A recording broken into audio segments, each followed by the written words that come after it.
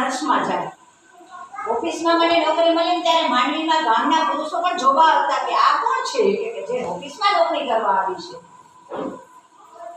અને ત્યારે મારી માએ મને એમ નતું કીધું કે તું નોકરી કરવાના છે, કારણ કે હું તો 2.5 વર્ષની હતી ત્યારે મારા પપ્પા રજા લઈ ગયા હતા. મારી માએ મને ભણાવીને મોટી કરી.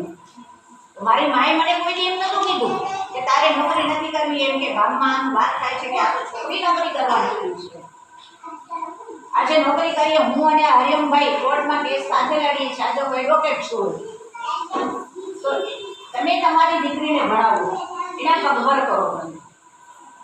ખરેખર મહિલા દિનનો સાચી ઉજવણી એ જ છે કે આપણે આપણી ઘરની દીકરીઓ કે વહુઓને લક્ષ્મી સ્વરૂપ સમજીએ અને આપણે આપણી દીકરીને ભણાવીએ.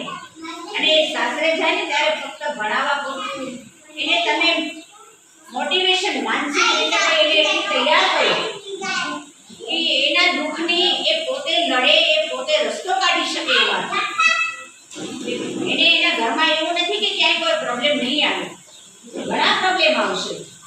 ત્યારે એ દીકરીને તમે એની તૈયાર કરો. એને ઘરમાં એમ બેસાડી ન શકો કે તું ચૂપ થા, તારે તો કાલે સાસરે જવાનું છે, તું જાતી બોલ બોલ બોલ બોલ ના કર, તારે આ બધું સહન કરવાનું છે. કારણ કે દીકરીને એ ટ્રેનિંગ ના આપો. દીકરીમાં એ સંસ્કાર આપો. એ આપણા ઘરના સંસ્કારથી એને જે પણ મુશ્કેલી આવે ને એમાંથી આપણા ઘરના સંસ્કારને સાચવી અને રસ્તો કાઢી છે. એ પછી ફોન ઉપર તમને કે માં મને અહીંયા આ દુઃખ છે ને મને